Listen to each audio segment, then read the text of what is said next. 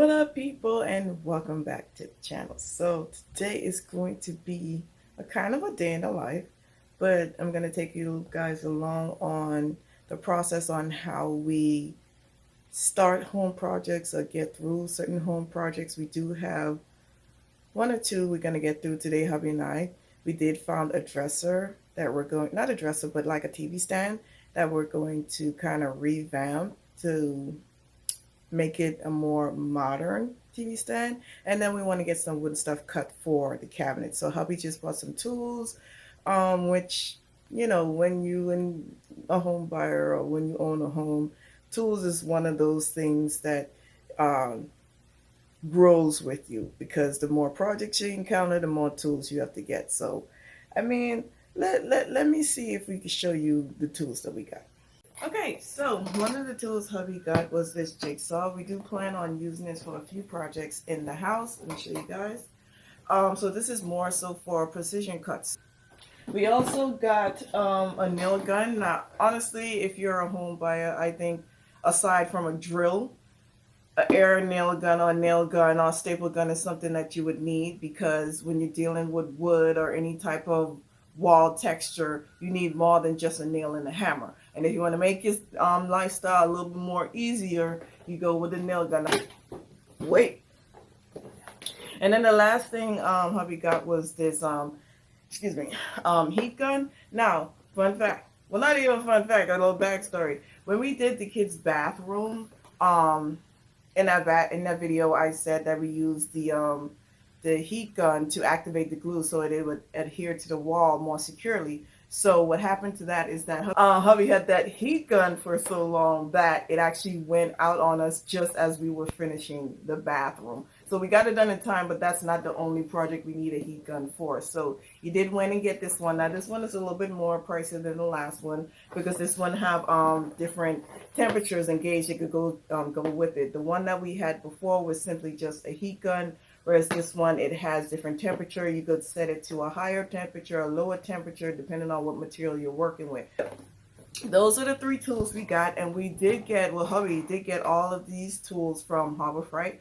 Now, yes, we are Home Depot fans. We practically live in Home Depot because buying a house, that's the store to go to. However, Harbor Freight is underrated, to be honest. Like, it's there, it has tools. The tools are more affordable in some cases, so it is a store that you want to look into.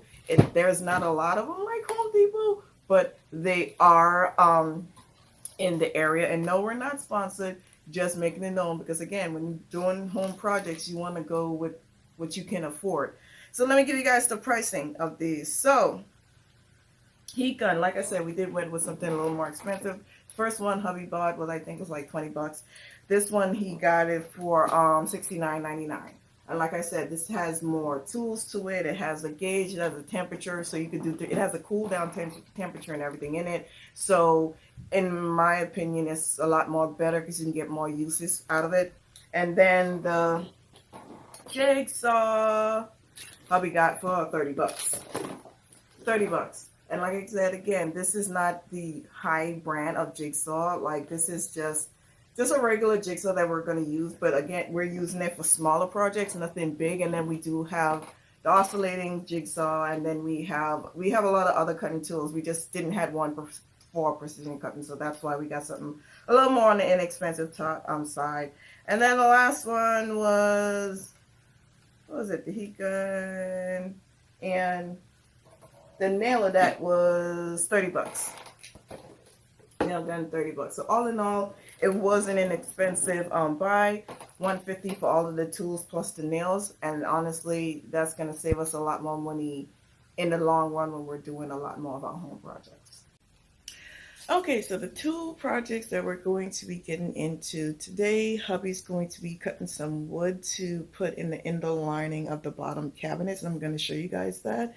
And then the second project, like I said, we bought like a TV stand type of dresser, and I'm going to be refinishing that, covering that with some chalk paint, two-toning it actually, and then just trying to spruce it up so it matches our living room design. So let me show you guys what hubby's going to be doing for the cabinets. Okay, so I'm a little bit lower next to my cabinets. Now these are the cabinets that came with the house. These are from Micah. Cabinets is them, and if you hear my dog in the background, that's some messing with her collar. So these are for micro cabinets. These are probably the cabinets that were placed in this house when this house was built. And this house, like I said before, is a 1980s build, so they're kind of old. Now, right now, we're working with them. We're keeping them. We're gonna try to spruce them up because renovating the kitchen right now is not in the budget. So what we're going to do is paint, put in new pulls, line the shelves. Hubby's gonna cut new woods for the bottom shelves because they're going out. Basically, we're just gonna give this a nice facelift to make it more aesthetic. Until we save enough money, I'll put enough money aside to renovate the whole kitchen because the idea that we're going with, um, just putting simple cabinets in it, that's fine, but that's not what we want to do. We kind of want to change out some of the layout in the kitchen. That's going to cost a little more than what we anticipated. So until we put that money aside to do so, we're going to work with what we have. And there's nothing wrong with working with what you have. So as long as you make it, if you're comfortable with it, go with it. Like not every home buying process mean you gut everything and put everything new in. For some people that works. You have the money, more power to you. You know, do what you can. For other people, excuse me, I'm recording. For other people, we have to budget our money, resources. We have a whole house we have to do, so we have to take things one step at a time. That's what we're going to do. So let me turn you guys around and show you what the cabinets look like. Okay, so these are the cabinets and how they look, all of their glory. Look at it, beautiful, ain't it? No, it's not. So we're gonna open it.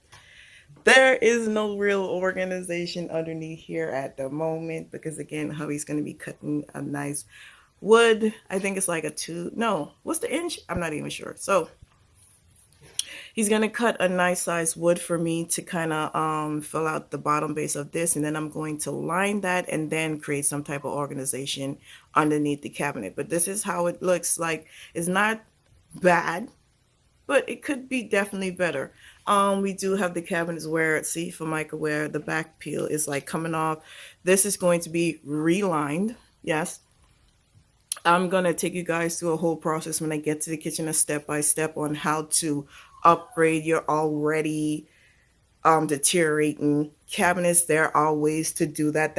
That is more temporary. Like I was temporary saying a year or two, which is what we're going for when we do these cabinets. But there are ways to spruce it up until you can get to where you want to go. There is always ways to make things, to upgrade things until you can really just replace them. And I'm going to go through a step that this whole kitchen is going to be a step by step process.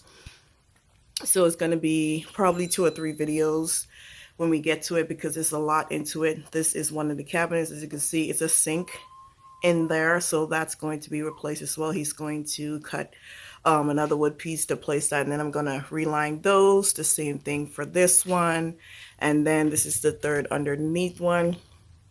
Same thing going on. Nice little dip. He's going to cut out the wood, replace it, and I'm going to line and reline the shelf. That is my puppy in the background. She's being ignored, so that is the crying you're hearing. But that's basically what we're going to be doing. One of the projects we're going to be doing today. That is what we got going on with the kitchen cabinets, at least the lower level. So like I said, that when we do get into our kitchen project, that's going to be a few videos and collectively, just because I really want to get into details on how we decide to upgrade our already existing cabinet system. Because as I'm watching a lot of YouTube, and it's always good to do your research and watch videos to get different perspective on how you can engage or initiate a project, because you can get different ways to do it. Maybe you will find different tools, different system, different people do different things, and you can find an easier way, a complicated, a longevity, whatever. Just do your research. So with doing all of that, most people when they buy their home, especially when they buy an older model home, when they get to the kitchen or the bathroom, they kind of just go for the full regut, take everything out, put new stuff in, because those 2 areas in the house upscale, they raise the resale value in the home. So most people typically they go and they re-gut the whole bathroom and kitchen. In our case, that's not really the case. Like, we do want to do a full kitchen renovation in the future. Right now, it's not in the budget because we're trying to do an entire house. Most people, and I will get into a video on that, most people, when they buy a home, they do take out a second loan to upgrade and remodel the home, which means they have their loan for the house and then they have their loan to renovate the home, which means it makes your mortgage and your payment a month more higher because you still have to pay that money back. It makes it more higher, but you have all that money up front to renovate your home. In our case, we didn't do that. Okay. No, we took out one loan and that was for the house. So all of our projects is coming from our paychecks that we're slowly taking, slowly but surely. So in case you wanted to know why we didn't just go straight for the full gut, that's because we're trying to live. We're not trying to be in debt. We're not trying to be paying off loans for the rest of our life. No, it's really not that serious. This is our house. We have our lifestyle to live in it for as long as we want. So there's no real reason to go and take out a second loan to redo everything right now. That's just for us. Some people, they can't live in a home unless it's modernized. Some people, they just want it to look more modernized without, spending that money. And then the typical person would just go for a new construction, so they don't got to worry about all that. To each his own. For us, this is what works for us. This was our first stepping ground, and we're learning. So that's why we're doing the things that we're doing the way that we're doing it, because we're taking our time. And for most people in our lives, they all say the same thing. It's your house, take your time, do things on your own scale. Because, I'm going to be honest, growing up in the family that we growing up, buying a home, that's a big deal because it's not normal. Most people rent. They rent when they start renting and they rent forever. So buying a home is a big deal. So, but to make that long story short, yes, we are going to get into video processing for the kitchen. These are the upper cabinets. See my plant? See my plant? I just stick that there. By the way, the kitchen is not going to stay the color. This is still that ugly green, people. This is the only place in the house that has that green. And I am so happy that is it. Like, it's going to be. You guys just come back. If you want to see how we turn this kitchen out, because let me tell you guys, it's going to be completely different from what you on. Let me rephrase. It's going to be different from what I normally see on YouTube. Because like I said, most people go for the full regut. There's not a lot of people that go into trying to remodel, relift, or revamp their home unless they're renting. They're just trying to cover something up to make it appealing to them. When you have your home, you want to bust down walls and go complete ninja in the place because you could do what you want. While I do want to do that, it's just not in the budget. So let's get on to the second project. Okay, so going on to our second project. Oh, look at the light. Not good lighting. Not good lighting. Yee. This better? Okay. Going on to the second project, our dresser. Let me show you guys. I don't even like this lighting. Hold on. Okay, so this is the dresser. Excuse the way it looks like we're trying to still get some stuff together. But we bought this dresser from the Habitat from Humanity store in our area. It is sideways, by the way. And we got it at a good deal. This is actual real wood. Like, the wood textures are still in it. And originally this dresser was, I think, $600 or $700 when it first was originated or whatever. And when we got to the store, they had it marked down for like $279 or something. But they were having us clearance that day that we got it, and we ended up getting it for $75. So I'm gonna take this dresser, this real wood dresser, because me and hubby, it's very common that me and hubby kind of like the same style because we both like modernized things, but we do have some differences because he likes more of modernized, like simplicity. And while I do like it, I do like a little bit of an old school, just a little bit. So we're going to two-tone this because I want to match our living room area, which is, on that side. We can get into a video, but that's going to be a future video because it's not really done. But you know what? Let me show you guys the wall, though. I could do that. This is the wall layout that we have for the living room. It's not completely done. We still have some boxes we have to unpack. Yes, we've been here for a while, and we still unpacking boxes. That's life. So this is our wall. It's not done. I do still have to do some cleanup, creating that type of visual effect. It brings the attention to. I'm sorry, my camera's trying to focus as my finger is all up in the shot, but the idea was to bring the attention to the TV, and kind of accentuate the wall, if that makes any sense, because this area is kind of small, and I kind of wanted to have that theater effect without putting too many things on the wall. Again, it is not done. We still have to add the frames to it. I have to add maybe some sconces and some lighting on the side, but that's going to be a future project also in the making. And then we do have a glow light around the TV. I turned the glow LED lights on just to give you guys a little lighting, because it still is dark in this area, even though it's not as dark in the room. But this is how it looks, and it is LED, so we can change the different colors, different settings and whatnot.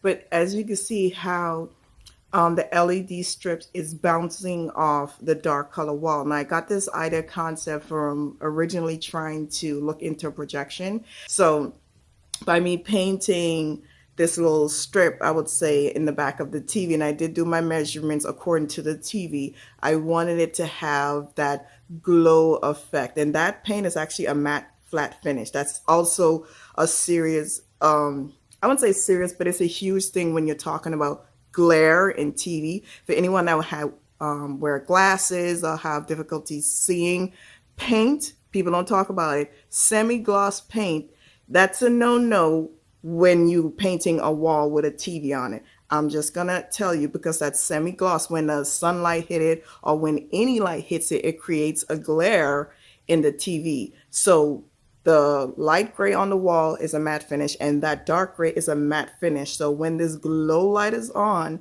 and the TV is on, it gives a better viewing angle from any directional seating position in the room, just by, if it would focus, just by having the appropriate paint. So if you guys want, that's just a little minor hint.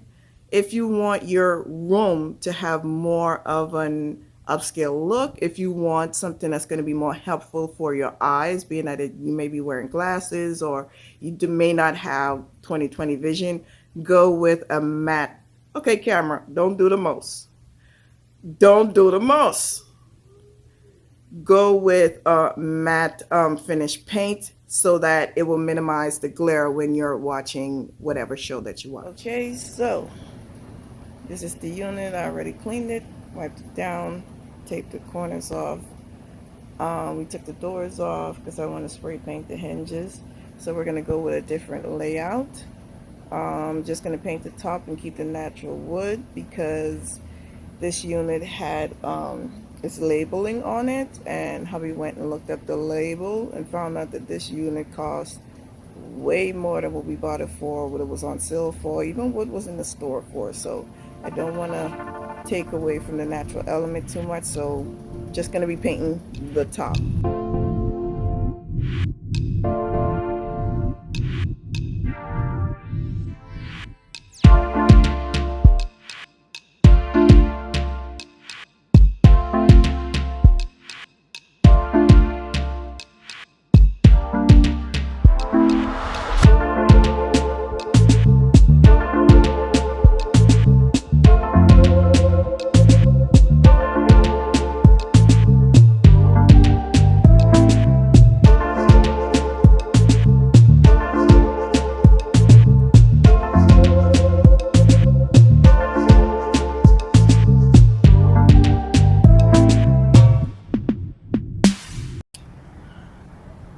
First coat is on. I have that gray embrace.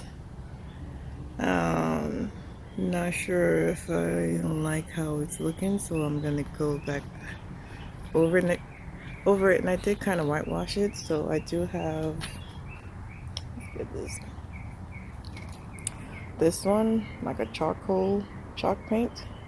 So I'm going to try this one to see how that works, and then do the same whitewash technique. I just feel that this may be a little bit too light. It doesn't look bad, but not sure if I'm liking it.